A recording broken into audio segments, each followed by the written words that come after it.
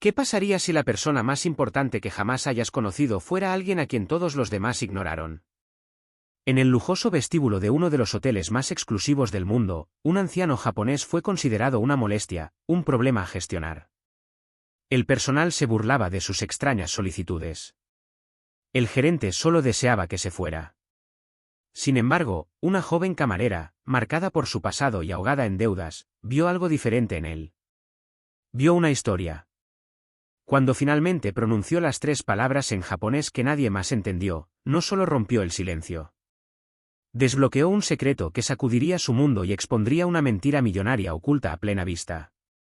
El Gran Elysian Hotel no era solo un edificio, era una declaración.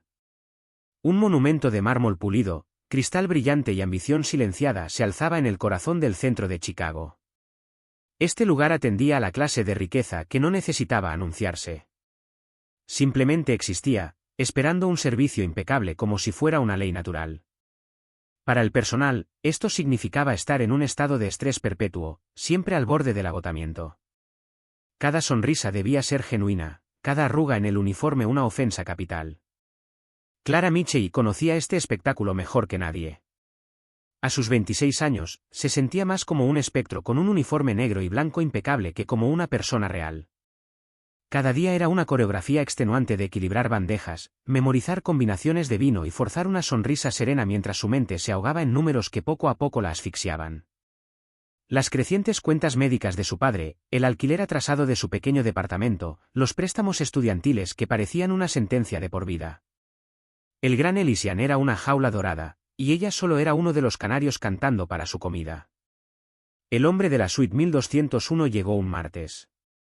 No hubo fanfarria, ni una flota de autos negros, ni un séquito. Simplemente estaba allí.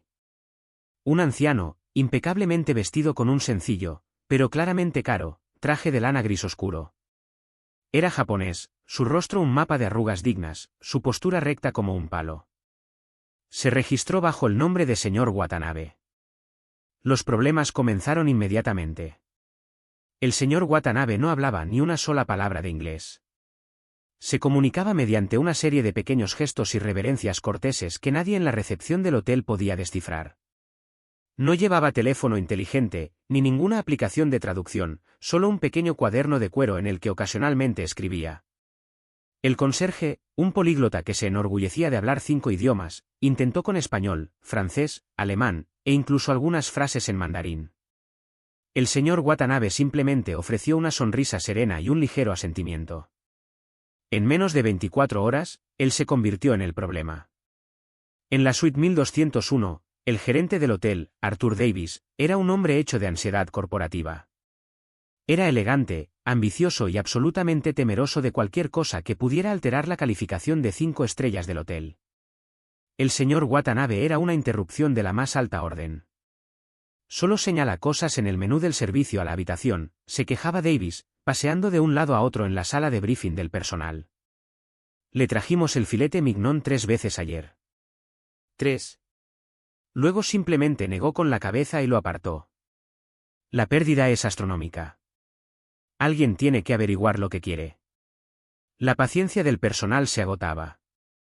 Los murmullos seguían al señor Watanabe por el vestíbulo. Pasaba horas en la gran biblioteca del hotel, no leyendo, sino observando. Se sentaba junto a la fuente ornamentada en el atrio, mirando el flujo del agua con una quietud inquietante. Su silencio era su característica definitoria, y en un lugar que dependía de la comunicación, se convertía en una irritación. Desde los botones hasta la gerencia superior, el personal comenzó a tratarlo con una condescendencia apenas disimulada. Era el anciano excéntrico, el turista adinerado que era demasiado terco o demasiado senil para aprender el idioma. Clara observaba todo esto con un creciente malestar. Veía los ojos en blanco cuando él intentaba imitar una solicitud. Oía los suspiros exasperados del personal de servicio a la habitación. Ellos veían un problema. Clara, por razones que no podía explicar, veía a una persona. Había una inteligencia en sus ojos, una vigilancia que sugería que su silencio era una elección, no una limitación. No estaba confundido. Estaba observando. Su conexión con su mundo era algo profundamente personal, un miembro fantasma de su pasado. Su difunta madre, la doctora Eleanor Michei, había sido una profesora renombrada de estudios asiáticos, especializada en historia cultural japonesa. La infancia de Clara no estuvo llena de caricaturas, sino de historias sobre samuráis, el arte de la ceremonia del té y la sutil belleza del haiku.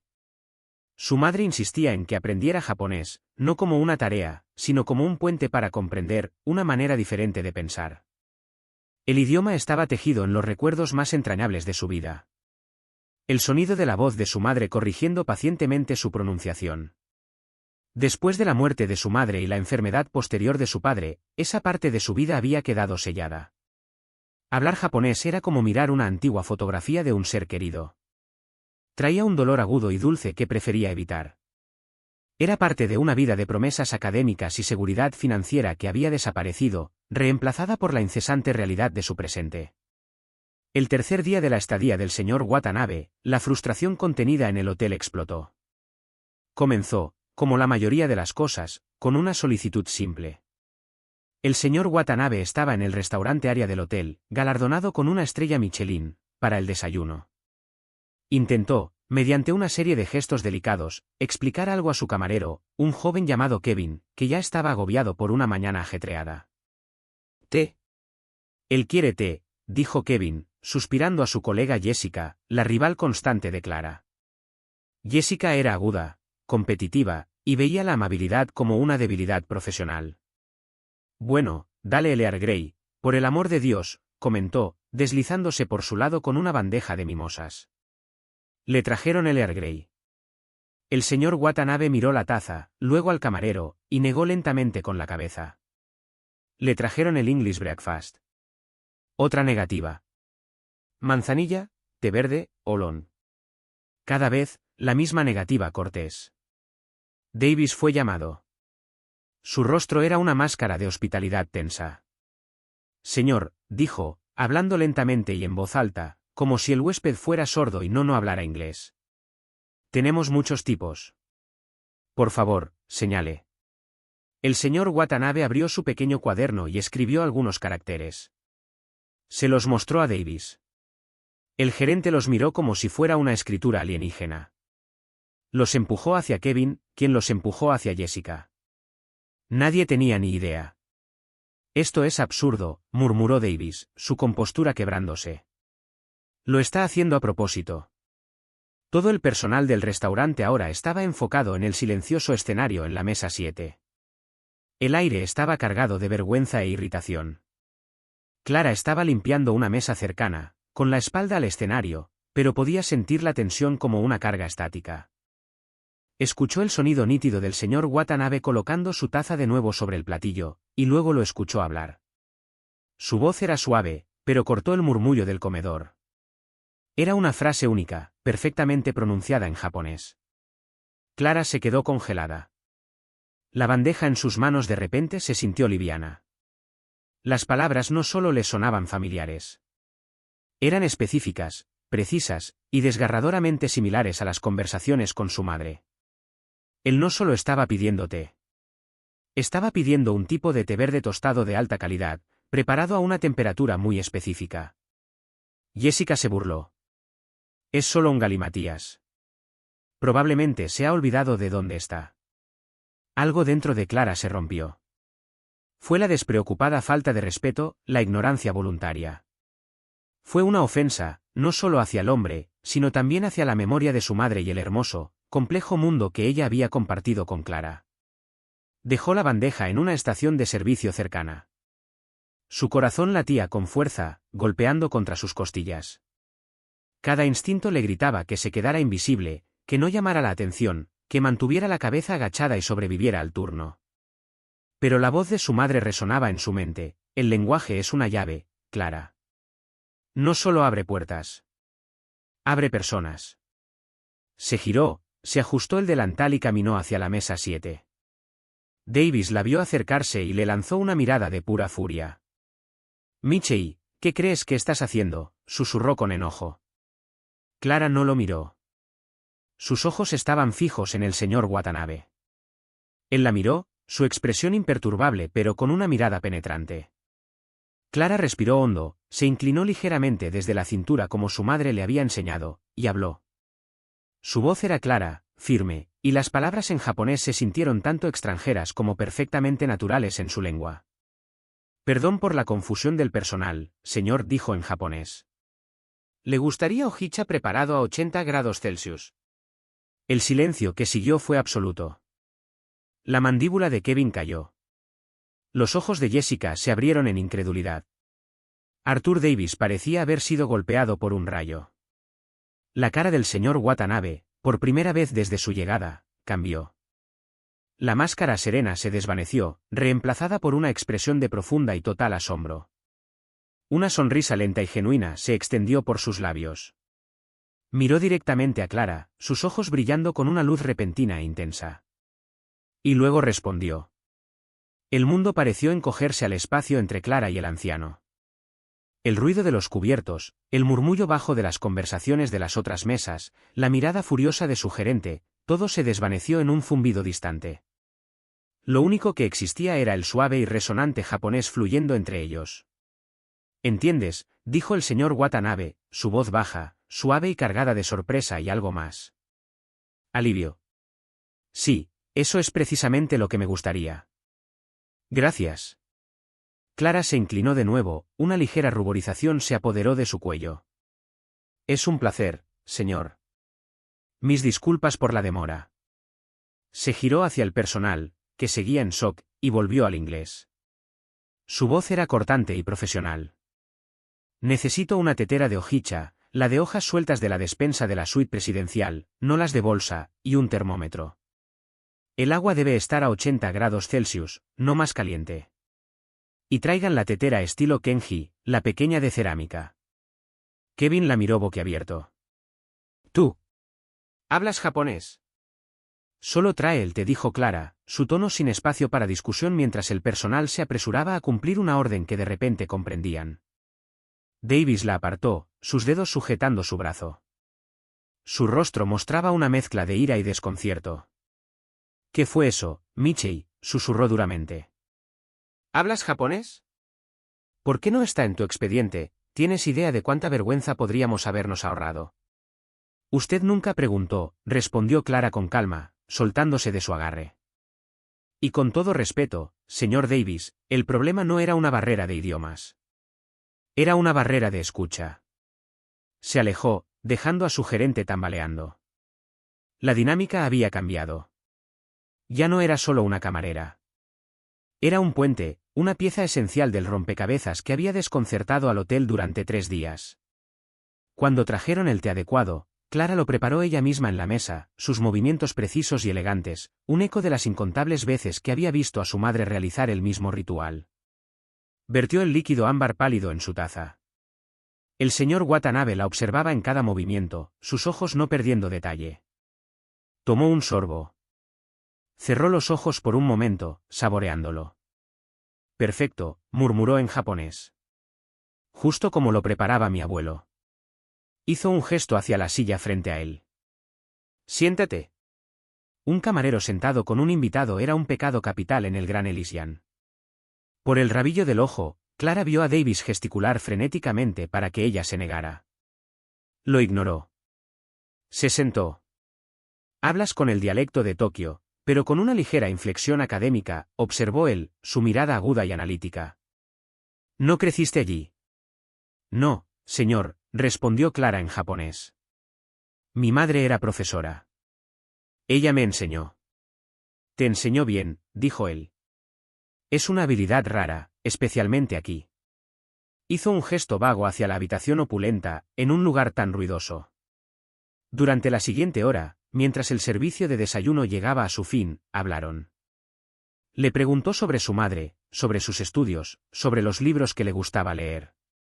Habló sobre los jardines de Kioto, el arte de la cerámica, las estaciones que cambiaban. Nunca mencionó los negocios, la riqueza ni el motivo de su visita. No fue un interrogatorio, fue más bien una conversación entre viejos amigos. Era reflexivo, ingenioso y poseía una presencia profunda y calmante. Clara se relajó por primera vez en años. El peso aplastante de su vida momentáneamente se levantó. Ya no era Clara la camarera. Era la hija de Eleanor Michie, hablando el idioma de su corazón. El resto del personal del hotel los observaba desde la distancia, con expresiones que combinaban resentimiento y asombro. Jessica, en particular, observaba con una envidia venenosa. Veía cómo sus propias ambiciones eran frustradas por la tranquila y humilde chica que siempre había desestimado. Clara había encontrado la clave del invitado más difícil en la historia del hotel. Al hacerlo, se había hecho indispensable para el resto del día. Se estableció un nuevo protocolo. Toda comunicación con la suite 1201 debía pasar por Clara. Davis, tragándose su orgullo, la reasignó. Ya no estaba sirviendo mesas. Ahora era la enlace personal del señor Watanabe. Las solicitudes que siguieron fueron esotéricas y específicas. Quería un tipo particular de pluma y papel de arroz entregado en su habitación. Pidió una grabación de un músico de coto de los años 70. Solicitó libros sobre arquitectura preindustrial. Cada vez, le preguntaba a Clara, y ella, recurriendo al profundo pozo de conocimiento que su madre le había dado, comprendía. Sabía la diferencia entre la tinta sumi y la tinta común. Reconoció el nombre del músico. No solo traducía sus palabras. Ella entendía su contexto. Esa tarde, él la llamó. Cuando llegó a su suite, un espacio amplio con vistas panorámicas de la ciudad. Él no estaba sentado en la lujosa sala de estar, sino en un simple cojín en el suelo, practicando caligrafía con el papel de arroz que ella había conseguido. Tu gerente, el señor Davis, comenzó, sin mirar hacia arriba de su trabajo. Él cree que soy un anciano excéntrico y adinerado, una molestia que hay que apaciguar hasta que se haga efectiva mi tarjeta de crédito. Clara permaneció en silencio, sin saber cómo responder. Los camareros creen que soy senil. El conserje cree que soy grosero, continuó, su pincel moviéndose con una precisión fluida. Pintó un carácter, el de la verdad o sinceridad. Dime, Clara, ¿qué crees tú? La pregunta flotó en el aire. Era una prueba. Su respuesta importaba más que conseguir el té correcto. Pensó en sus ojos observadores, en su paciencia, en la manera en que escuchaba más de lo que hablaba. Creo que estás buscando algo, dijo finalmente, su voz suave pero segura. Y no creo que lo hayas encontrado aún. Él dejó de pintar. Dejó el pincel con cuidado y la miró. La fachada educada de abuelo había desaparecido. En su lugar, había una mirada aguda y penetrante, la de un hombre que no dejaba pasar ni el más mínimo detalle. Era la mirada de un halcón, y por un segundo fugaz, la hizo estremecer. Dime, dijo él, su voz bajando a un tono serio, casi conspiratorio. Hay una historia que mi abuelo me contó. Dos pescadores van al mismo río. Uno tiene una red nueva, grande. La lanza con fuerza y pesca 100 peces. Los vende todos inmediatamente en el mercado. Por una moneda cada uno. Se va a casa feliz con 100 monedas. Hizo una pausa, manteniendo su mirada fija en ella. El segundo pescador tiene una red vieja, llena de agujeros. Pasa toda la mañana remendando los agujeros. Solo tiene tiempo de lanzar su red una vez. En la tarde pesca solo 10 peces. Pero estos son los grandes, gordos, de la parte profunda del río. Los lleva al mejor restaurante de la ciudad y los vende por 20 monedas cada uno. Se va a casa con 200 monedas. Se inclinó ligeramente hacia adelante. ¿Cuál de los pescadores es más sabio? Clara sabía que esto no se trataba de pesca. Era una parábola empresarial, una prueba de sus valores. La respuesta obvia era el segundo pescador, el que ganó más dinero. Pero algo le decía que había una trampa. Pensó en su madre, que valoraba el conocimiento sobre las ganancias, y en su padre, un carpintero, que valoraba la artesanía sobre la rapidez. Ambos tienen un tipo de sabiduría, comenzó cuidadosamente. El primer pescador entiende el volumen y la velocidad. Alimenta a muchos. El segundo entiende la calidad y el valor.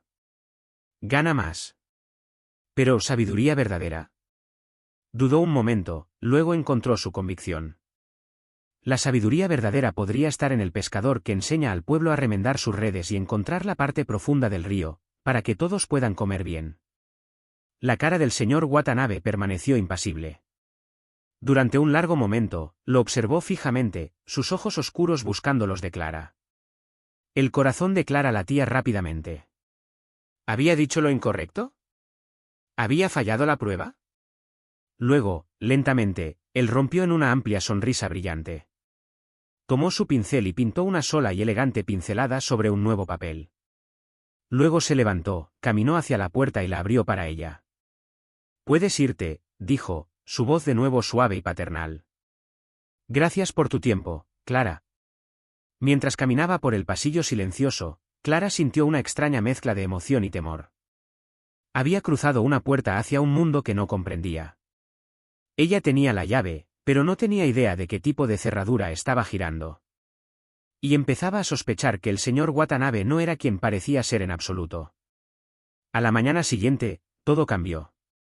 Un elegante Town Car negro con ventanas tintadas se detuvo en la entrada privada del Gran Elysian. Una mujer salió del vehículo. Estaba en sus 40 años, con el cabello oscuro y recogido en un chignon apretado, vistiendo un traje a medida que probablemente costaba más que el coche de Clara.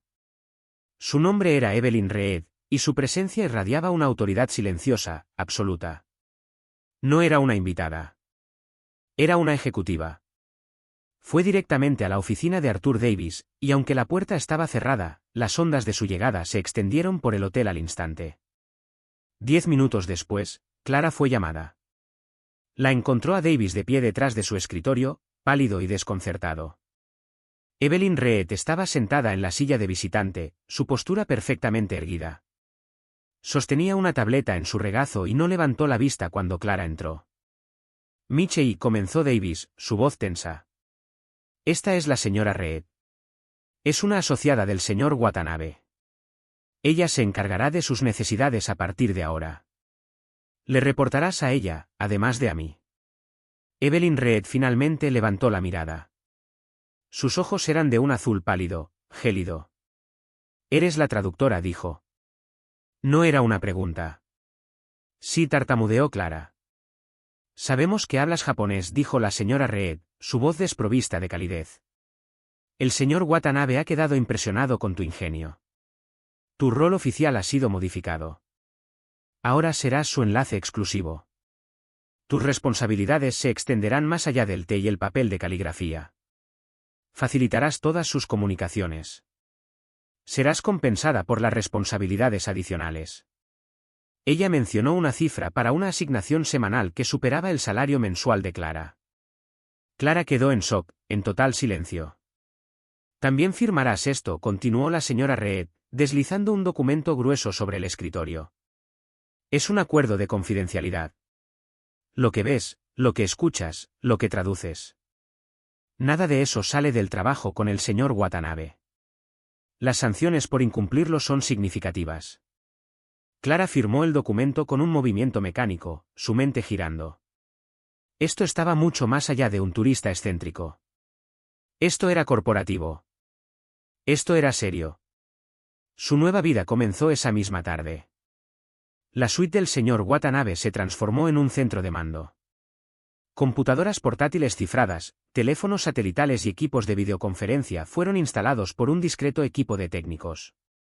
El trabajo de Clara era ser la voz y los oídos del señor Watanabe para el mundo de habla inglesa. La primera llamada fue con un equipo de arquitectos en Londres. El señor Watanabe se sentó en su sillón, escuchando atentamente, mientras Clara se sentaba a su lado, con un auricular puesto, traduciendo en tiempo real. Escuchaba un minuto completo en inglés, sus ojos cerrados como si meditara, luego los abría y daba una respuesta precisa y detallada en japonés, para que Clara la transmitiera. Estaba discutiendo sobre ingeniería estructural, capacidades de carga y filosofías estéticas con la destreza de un maestro constructor. Clara, luchando por seguir el lenguaje técnico, estaba hipnotizada. La siguiente llamada fue con un abogado en Zúrich, discutiendo instrumentos financieros complejos y transferencias de activos. Luego, una videoconferencia con una junta de directores en Nueva York, donde el señor Watanabe, a través de Clara, desmanteló con calma pero sin piedad su informe trimestral, señalando ineficiencias y oportunidades perdidas que ellos ni siquiera habían notado. Clara estaba siendo testigo de las operaciones de un vasto imperio oculto. El señor Watanabe no solo era un hombre rico, era un titán, un titiritero moviendo los hilos alrededor del mundo desde una suite de hotel en Chicago, todo mientras se ocultaba detrás de la máscara de un anciano frágil que no hablaba inglés. En sus momentos de calma, volvía a ser el amable erudito que ella había conocido al principio. Le preguntaba sobre el estado de su padre, escuchando con genuino interés. Una tarde notó que Clara se frotaba las sienes. ¿Estás cansada?, Clara dijo en japonés.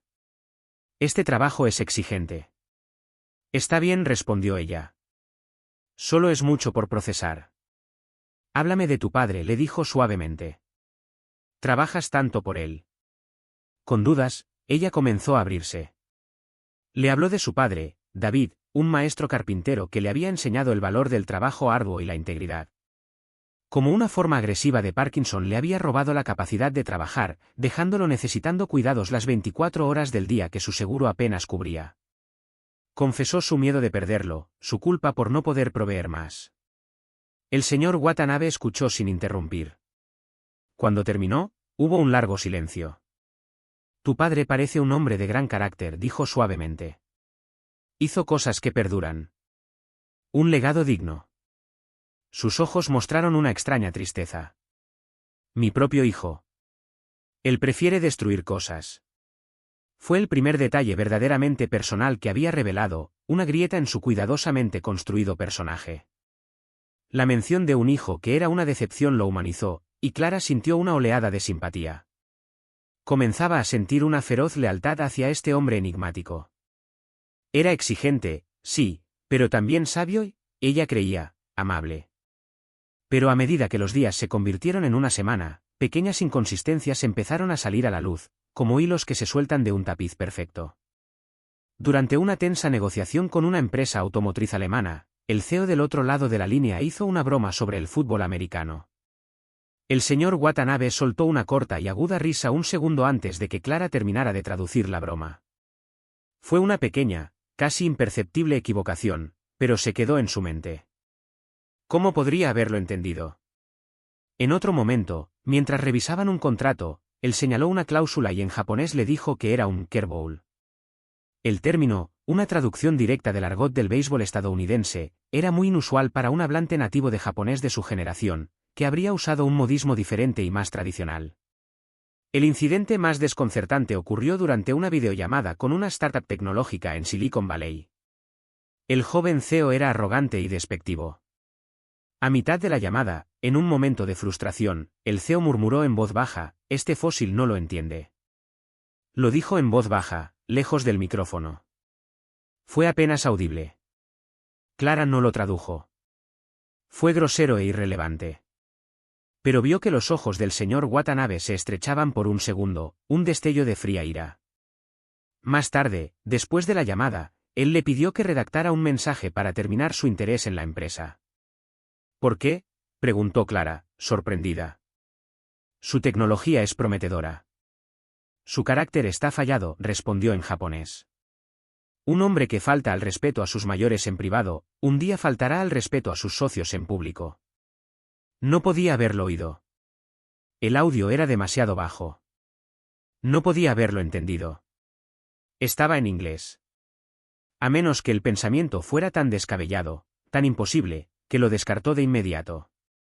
Debía ser una coincidencia. Estaba cansada, agotada, leyendo demasiado en los detalles. Él era su benefactor, el hombre que la había sacado de su situación desesperada. Dudar de él parecía una traición. Una tarde, Evelyn Reed encontró a Clara en el centro de negocios del hotel investigando un punto de la ley corporativa japonesa para el señor Watanabe. «Haces un buen trabajo, Michie», dijo la señora Reed, su tono tan cortante como siempre. Fue lo más cercano a un cumplido que había recibido. «Gracias», dijo Clara. «Él confía en ti». Eso no es algo fácil de ganarse. Ella hizo una pausa, estudiando el rostro de Clara. No confundas su naturaleza tranquila con debilidad. No hay nadie más implacable ni más brillante que él. Cuando se trata de su trabajo, siempre está varios pasos adelante de todos en la sala. Estoy empezando a darme cuenta de eso, admitió Clara.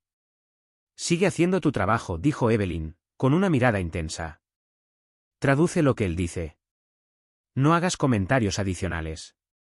No ofrezcas tus propias opiniones, a menos que te lo pidan. Solo sé su voz. Cuanto menos intentes entender el porqué, mejor será para ti. La advertencia fue clara. No te pongas curiosa. No excavas más profundo. Pero ya era demasiado tarde.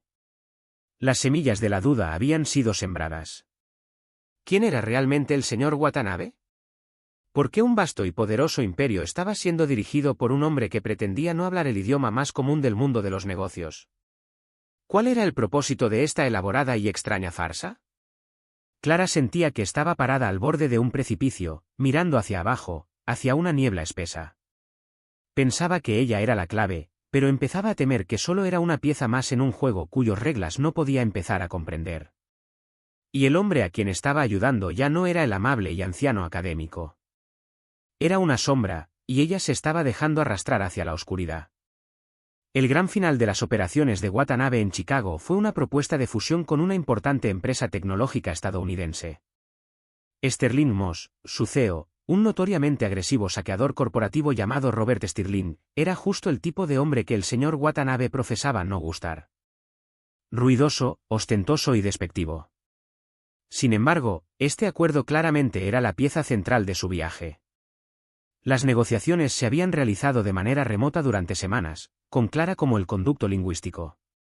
Ahora, Stirling y su equipo llegaban al Gran Elysian para la última reunión cara a cara para firmar los papeles.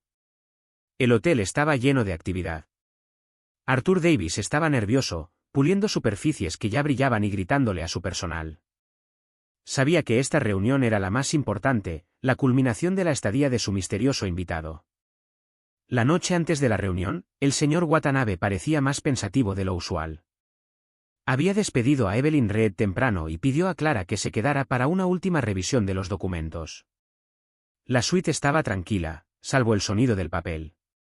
«Estás preocupada», Clara dijo, sin levantar la vista de una hoja de cálculo. «Solo estoy ansiosa por mañana», mintió ella. Dejó los papeles y la miró, su mirada inquietantemente perceptiva. «Esa no es la verdad». El corazón de Clara dio un vuelco. Decidió tomar un pequeño riesgo y probar uno de los hilos que la habían estado inquietando. Así que comenzó en japonés. «Cuando hablamos con la empresa automotriz alemana, te reíste de la broma sobre el fútbol antes de que yo la tradujera». El silencio en la sala se hizo pesado. El silencio en la sala se hizo pesado.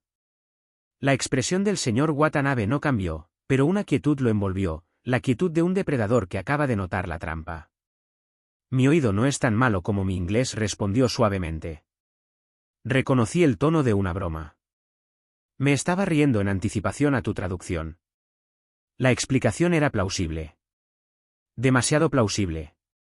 Era el tipo de respuesta que alguien acostumbrado a cubrir sus huellas daría. Clara sintió un escalofrío, a pesar del calor de la habitación. Y el término, curveball, insistió suavemente. Es una frase muy estadounidense. Él sonrió, una sonrisa desarmante, de abuelo. He tenido muchos asociados estadounidenses a lo largo de los años. Uno aprende ciertas frases, aunque no pueda unirlas en una oración. Eres muy observadora. Es una cualidad fina. Tenía una respuesta para todo. Era una fortaleza, y ella solo estaba tocando las paredes externas. Dejó caer el tema, pero la sospecha ahora ardía más que nunca. Al día siguiente, el equipo de Stirling Moss llegó. Robert Stirling era una caricatura de un CEO poderoso.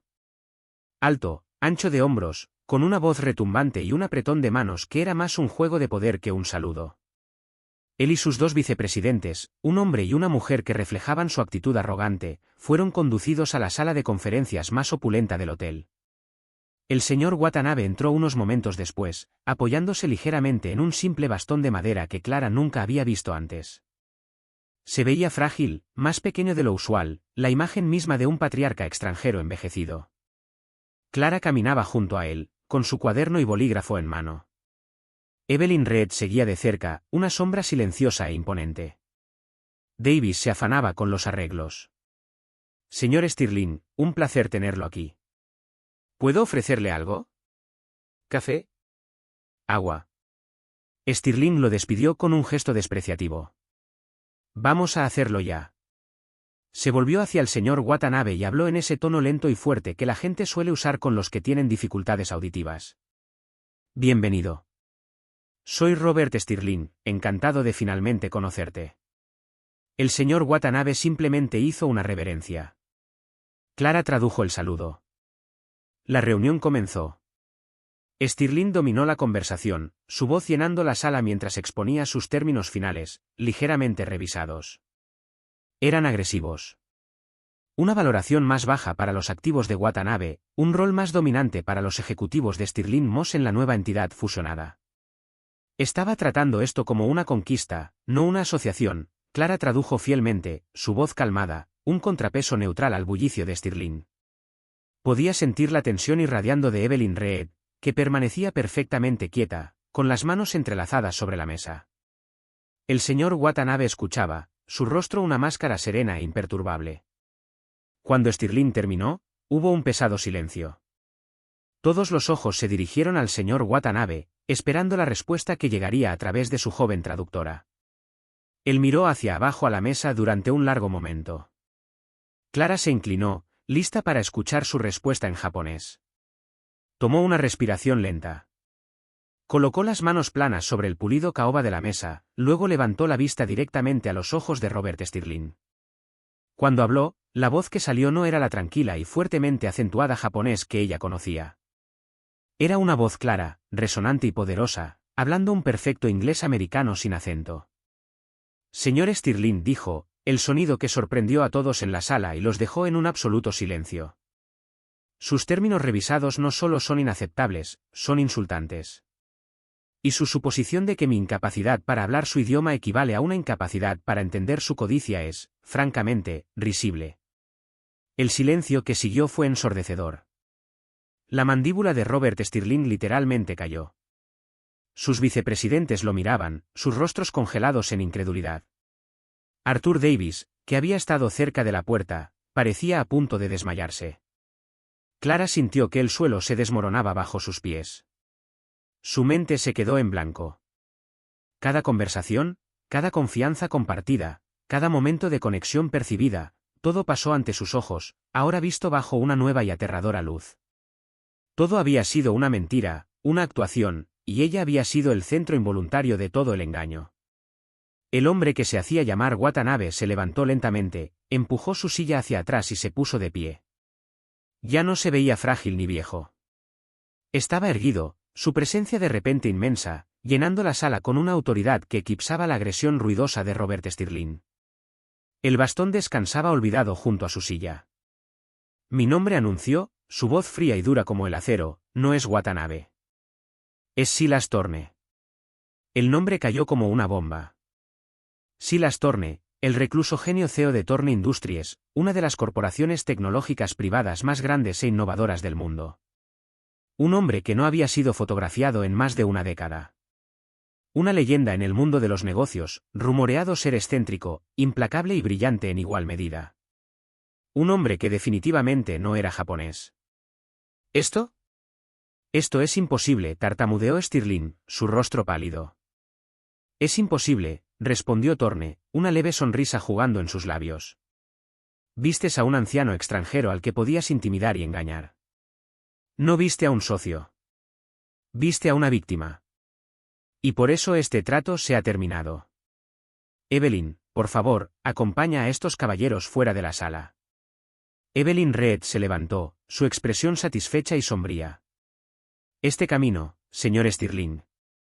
El equipo de Stirling Moss, completamente humillado y derrotado, salió de la sala sin decir una palabra. Clara permaneció congelada en su silla, mirando al hombre que no era Watanabe. Él giró su mirada hacia ella.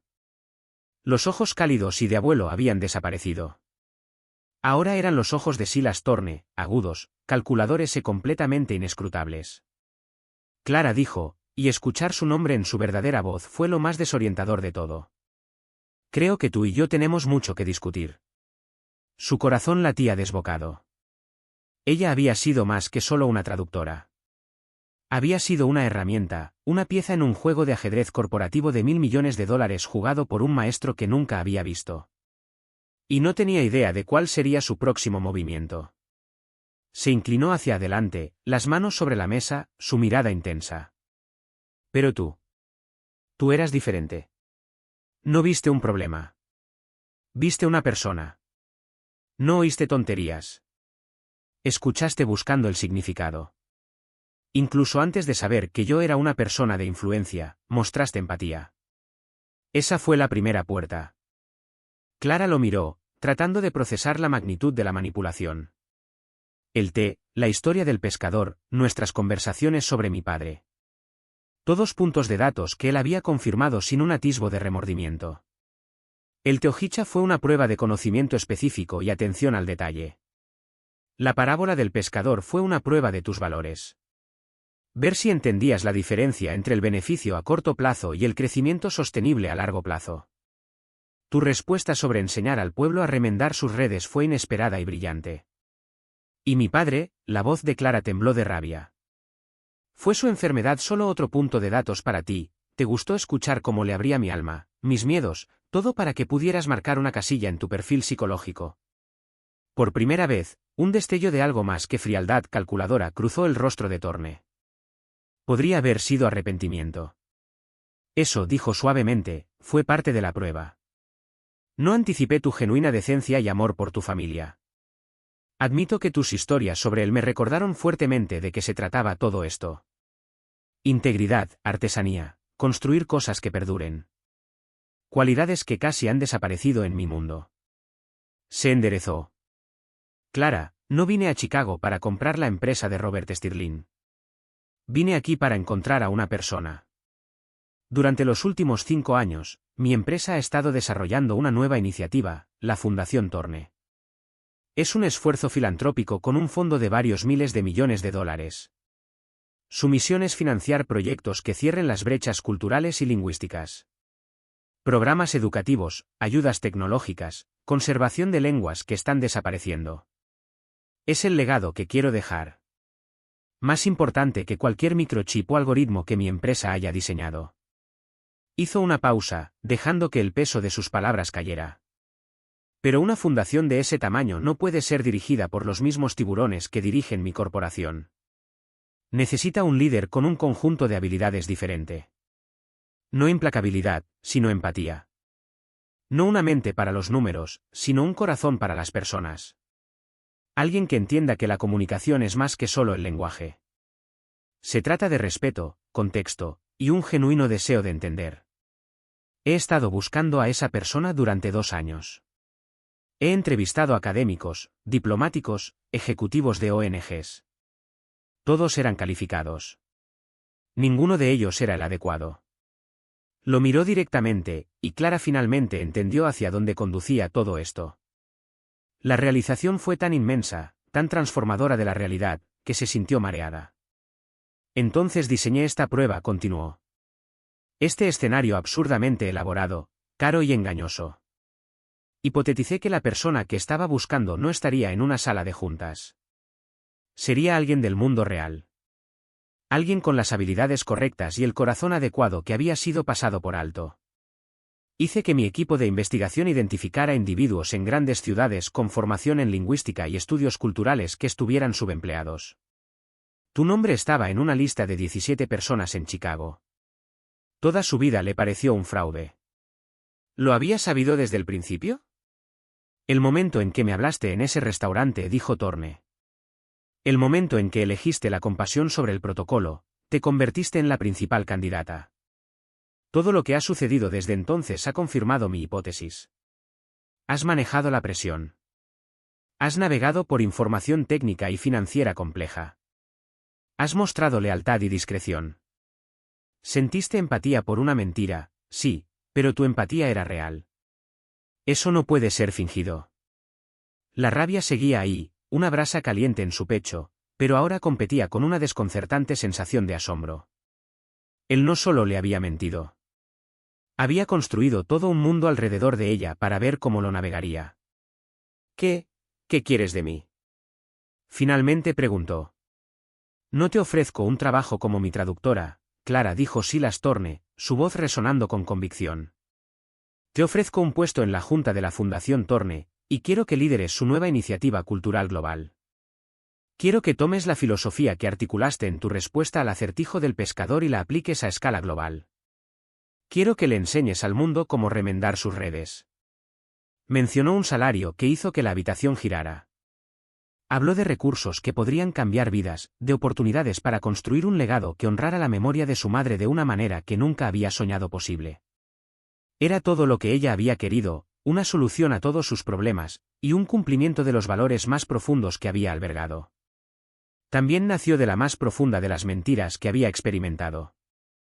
Miró a Silas Thorne, el brillante, manipulador, implacable y quizás visionario arquitecto de sus últimas 2 semanas. Él no solo le había ofrecido un trabajo. Había desmantelado su realidad y ahora le ofrecía ayudarla a construir una nueva. Necesito pensar, dijo, su voz apenas un susurro. El peso de la decisión que tenía delante era aplastante. ¿Podría trabajar para un hombre en el que no estaba segura si podría confiar alguna vez? ¿Podría permitirse no hacerlo? Clara salió de la sala de conferencias en estado de shock. El pasillo, momentos antes un espacio familiar, ahora le parecía un país extranjero. Vio a Jessica y a Kevin acurrucados cerca de una estación de servicio, susurrando furiosamente. Se callaron cuando ella se acercó, sus ojos grandes con una mezcla de miedo y asombro. Todo el hotel estaba electrificado con el chisme. El loco anciano japonés era Silas Thorne. Y la tranquila camarera, Clara, estaba en el centro de todo. Pasó junto a ellos sin detenerse, ellos necesitaban aire. Se encontró en la desierta biblioteca del hotel, la misma habitación donde había observado por primera vez al señor Watanabe sentado en quieta contemplación. El recuerdo le parecía de una vida pasada. Se hundió en un sillón de cuero, su mente un torbellino de emociones conflictivas. La traición fue lo más agudo. Thorne había jugado con sus emociones, su historia, su desesperación financiera. Había usado la memoria de su madre como una herramienta para su prueba. Había diseccionado su carácter como un científico estudiando una rata de laboratorio. La naturaleza fría y clínica de todo esto era aterradora. Pero debajo de la traición había una chispa de algo más. Validación. Durante años, se había sentido invisible. Sus habilidades, la pasión por el lenguaje y la cultura que su madre le había inculcado, eran inútiles en un mundo que solo se preocupaba por qué mesa servía. Silas Thorne, por todo su engaño, la había visto. Había visto su valor cuando nadie más lo había hecho, ni siquiera ella misma. ¿Y la oferta? Era un salvavidas de proporciones imposibles. No se trataba solo del dinero, aunque el pensamiento de pagar las cuentas médicas de su padre y asegurar su comodidad era un alivio tan profundo que le trajo lágrimas a los ojos. Se trataba del propósito. Liderar una iniciativa que hiciera exactamente lo que su madre había dedicado su vida a hacer. Fomentar la comprensión entre culturas. Era una oportunidad para hacer sentir orgullosa a su madre, para convertir el dolor de su pérdida en una fuerza positiva poderosa en el mundo. Su teléfono vibró. Era un mensaje del cuidador de su padre. Debe. Tuvo una buena mañana. Me estaba contando historias sobre tu mamá y su viaje a Japón otra vez. La extraña mucho. El mensaje cortó el ruido en su cabeza. Esto era lo que importaba. Su padre, el legado de su madre. Se sobresaltó por un golpe en la puerta de la biblioteca. Arthur Davis entró, su rostro pálido y empapado en sudor. Se veía como un hombre que había visto su carrera desmoronarse antes de sus ojos y luego estallar en llamas. Michie. Clara dijo, su voz impregnada con una familiaridad desesperada y ajena. ¿Yo? Solo quería felicitarte. Estamos todos tremendamente orgullosos. Siempre supe que tenías un gran potencial. La hipocresía era tan flagrante que casi resultaba cómica. Este era el hombre que la había reprendido, la había menospreciado y la había visto como nada más que una pieza más en su máquina. ¿De verdad, señor Davis?, preguntó Clara, su voz plana. Sí, claro. Y espero que en tu nueva capacidad, recuerdes al equipo aquí en el Gran Elysian. Estaríamos encantados de albergar cualquier evento futuro para la Fundación Thorne. Ya estaba lobiando con ella. Entonces lo vio, tal como Silas Thorne lo veía. Superficial, transaccional, completamente vacío de sustancia. No es un mal hombre, solo uno vacío, pensó. Gracias, señor Davis, dijo Clara, poniéndose de pie. Tengo que irme. Salió de la sala, dejándolo allí, parado en medio de los libros silenciosos, un vestigio de una vida que estaba a punto de dejar atrás. Sabía lo que tenía que hacer. Confiar en Silas Thorne sería un desafío constante. Era un manipulador, un gran maestro del ajedrez humano. Pero también le estaba ofreciendo una oportunidad para ser reina, no peón. Él la había probado y, de una extraña manera, había revelado su propia naturaleza. Era implacable, sí, pero con un propósito en el que ella podía creer. Quería construir algo que perdurara. Como su padre. Tomó el ascensor de regreso a la planta del penthouse. Lo encontró a él no en la suite, sino en el pasillo, en una conversación tranquila con Evelyn Reed. Se detuvieron al verla. Clara caminó directamente hacia él. Se enfrentó a su mirada sin titubear. «Tengo condiciones», dijo, su voz clara y fuerte. Thorne levantó una ceja, un destello de diversión en sus ojos. Evelyn observaba impasible. «Primero», dijo Clara, «nunca me mentirás de nuevo. Operaremos con total transparencia. Si voy a ayudarte a construir puentes alrededor del mundo, no lo haré desde una base de engaño». «Aceptado», dijo Thorne sin vacilar. «Segundo», dijo, tomando una respiración profunda, «la Fundación establecerá una beca especial para el cuidado de ancianos, específicamente para las familias de trabajadores calificados que hayan perdido su capacidad de trabajar. La llamaremos la beca David Mitchell». Una sonrisa lenta y genuina se extendió por el rostro de Silas Thorne. Era la misma sonrisa que había visto cuando habló con él en japonés por primera vez, pero esta vez se sentía real. «Una brillante adición a nuestro portafolio», señora Mitchell aceptó. «Y tercero», dijo, respirando hondo, «quiero que vengas conmigo a conocer a mi padre. Quiero que te sientes con él como Silas Thorne y escuches sus historias. Quiero que veas al hombre cuya integridad dices admirar». Eso lo hizo detenerse. El hombre más recluso del mundo visitando personalmente a un carpintero jubilado en una casa modesta en un suburbio. Era una prueba para ella. Lo miró por un largo momento, el brillante estratega evaluando una nueva e inesperada jugada. Luego asintió. «Será un honor», dijo. «¿Cuándo partimos?» En ese momento, Clara supo que había tomado la decisión correcta. Ya no era una víctima de su juego. Era una jugadora, lista para escribir sus propias reglas. 2 semanas después, Clara estaba de pie en la puerta de la pequeña y tranquila casa de su padre. Silas Thorne estaba a su lado. No como un multimillonario, sino como un invitado que sostenía un regalo cuidadosamente envuelto. Dentro, su padre David estaba sentado en su silla favorita, los temblores de su enfermedad haciendo imposible un apretón de manos. «Un placer conocerlo, señor», dijo David cálidamente. «Clara me dijo que es su nuevo jefe». «Soy su nuevo socio», corrigió Thorne suavemente. «Y he oído mucho sobre usted».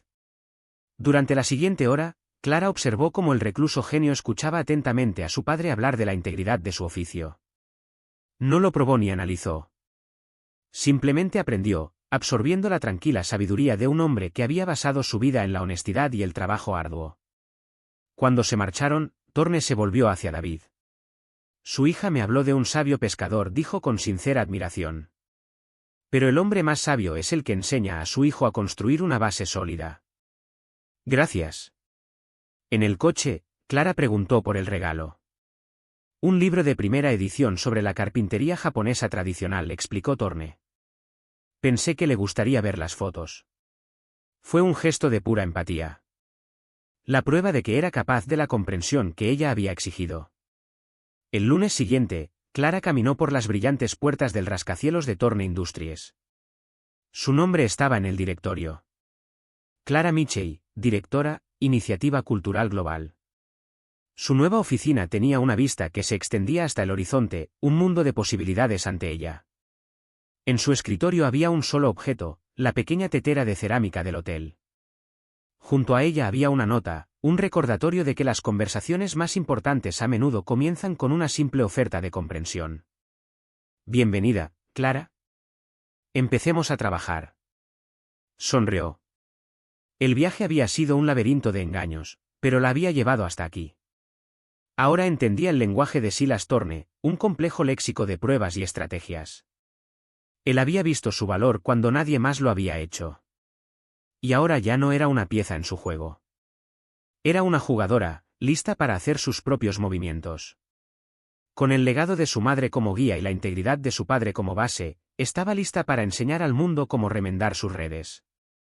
Y así, la historia de Clara nos recuerda que las oportunidades más extraordinarias pueden estar ocultas en las circunstancias más ordinarias. No fue su habilidad para hablar un idioma extranjero lo que cambió su vida. Fue su disposición para escuchar con el corazón.